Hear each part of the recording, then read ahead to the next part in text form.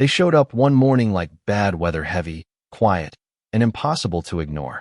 I walked out to the north field for my coffee and my dog, and there it was, a black trench, neat as a wound, running across the property like somebody had drawn a line and decided my land stopped there.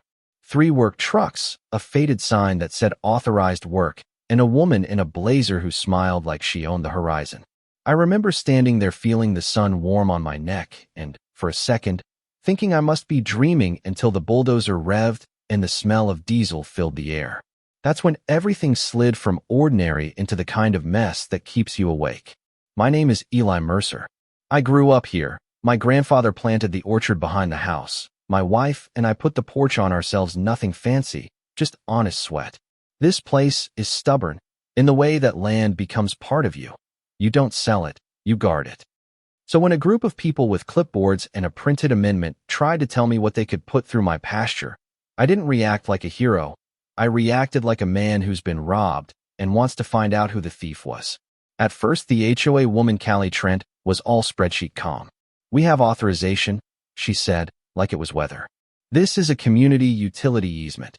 I told her the signature on their amendment wasn't mine, and that if they had any documents to show the county recorder, fine, but not on my land. She smiled that same smile and said, "Eli, rules are rules." The smile meant 2 things. She believed she had the power, and she enjoyed holding it. I called my neighbor before I called a lawyer, old Franklin, who runs his tractor like he's got rhythm in his bones.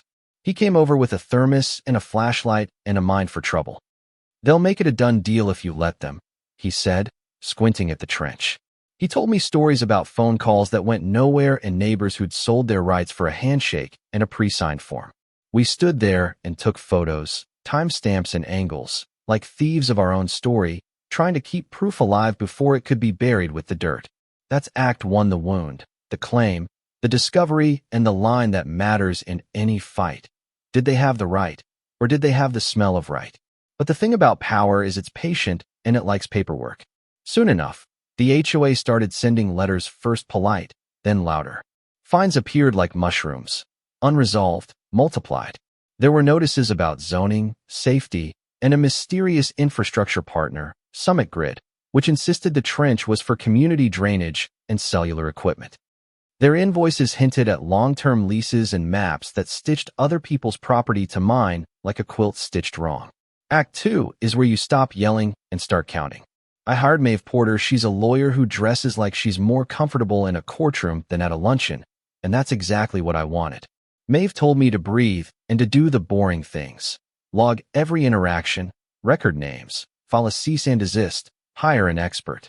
We pulled county records. The amendment they'd flashed at me had a notary stamp, Brenda Calloway, who, strangely, was a sitting board member of the very HOA that filed the amendment. That's when the anger moved from personal to corrosive. This wasn't an accident. It had signatures and little smiles from people who stood to gain. There were nights someone parked by my gate with a spotlight and a cooler. A pickup idled too long. My mailbox was rifled through once. Not violently, just enough to say, "We were here." Callie made a show at the next community meeting, slyly asking who would volunteer to support the project, and leaning into the room as if community consensus had the same weight as law. She had allies, a contractor who liked to laugh when he spoke of progress, a couple of homeowners who grew quieter the more we pushed. Motives started to look like maps. Summit Grid wanted a corridor, the HOA wanted income, and a handful of people wanted to control what the rest of us could do with our yards. It smelled like profit dressed in public good.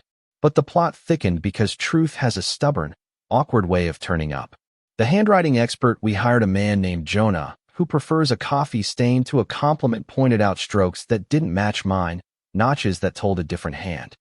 The notary's ledger entries had timestamps that clashed with CCTV footage from across the street.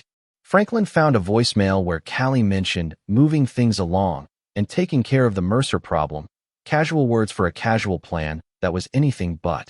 Every small detail stacked like kindling. I couldn't tell you which piece felt the heaviest, only that the pile caught, and then people noticed. When the local reporter, a woman named Tessa Reed, who always asks the obvious questions nobody else will, ran a piece, it flipped the script. People started calling. Neighbors who'd been quiet showed up with stories and signed affidavits. Someone found financial records that hinted at payments funneled through shell accounts. Summit Grid started to suddenly develop amnesia. Their project manager would stare at a microphone and say, "We're reviewing our records." The HOA board meetings became theater. Other people's whispers replaced the earlier certainty. The bulldozers sat idly, like an animal that's been corralled by bright lights. The climax came in a hearing where the room smelled like coffee and tension. Maeve pushed the forensic analyst to walk the judge through every letter, every curl. Jonah testified in his soft, meticulous way that the signatures were forgeries and that the notary's dates couldn't be squared with the evidence. Callie sat there, poised as ever, and at one point when Maeve played the voicemail, the color left her face the way summer leaves turn in fall. I watched a woman who had once smiled like she owned the horizon shrink a little. The judge issued a temporary injunction, ordered an accounting, and for the first time in months the bulldozers left the field. But the story didn't end with a courtroom flourish and a neat, justice-served caption. After the judge's order, the HOA did what organizations do when cornered. They licked wounds and got smarter. They tightened arguments, filed countersuits, and a few of the people who'd come forward withdrew under pressure. I can only imagine. Summit Grid rebranded their proposal as essential infrastructure, and the local paper ran a piece about community needs. It's tempting to tell you there was a clean resolution, that invoices were refunded and the trench was filled, and we all had apple pie on the lawn, but life rarely gives such satisfying edits. What changed, though, is the shape of our neighborhood. There's a wariness now when someone in a blazer says, "We're here to help," and there's a ledger of lessons in my head. Do not assume paperwork equals truth. Record everything. And sometimes the right thing is a long, ugly grind that requires patience more than fury. Franklin sits on his porch more often now, and he smokes slower. We look out across the field and talk about boundaries in the same breath as we talk about fences. There are moments I replay in my mind: Callie's smile when she thought she'd won, the way Maeve read the judge the room like a map, Jonah's quiet nod after he gave testimony. Those details are my small salvage. I don't enjoy being a poster boy for stubbornness, but I won't pretend I like the alternative. In the end, standing in the kitchen with the kettle whistling, I understood that owning land is less about possession and more about responsibility, to the past, to the people who come after you, and to the truth of what your hands have built. So what do you do if this happens to you? You document, you ask hard questions, you talk to your neighbors, and you don't let someone else's spreadsheet rewrite your life. I'll leave the legal nuances to lawyers, but I'll say this plain. Power often comes wrapped in a ribbon called community, and sometimes that ribbon hides a knife. Don't be fooled by pretty language. Now, I'm not here to give you victory speeches, because the fight keeps breathing. There are appeals and audits and the thin, patient machinery of bureaucracy, but what I do know is this. When the bulldozer sat quiet for a week and the sun sank low over the orchard, there was a kind of hush that felt like reclaiming. It wasn't triumphant, it was repair. We filled in what we could, replanted trees where the trench had scarred, and taught our kids, the ones who want to inherit this stubborn little place, that guarding something precious sometimes looks like paperwork and phone calls and slow, steady persistence. If you've ever had a neighbor who'd pushed the line too far, or a committee that decided for you without your consent, I want to hear about it.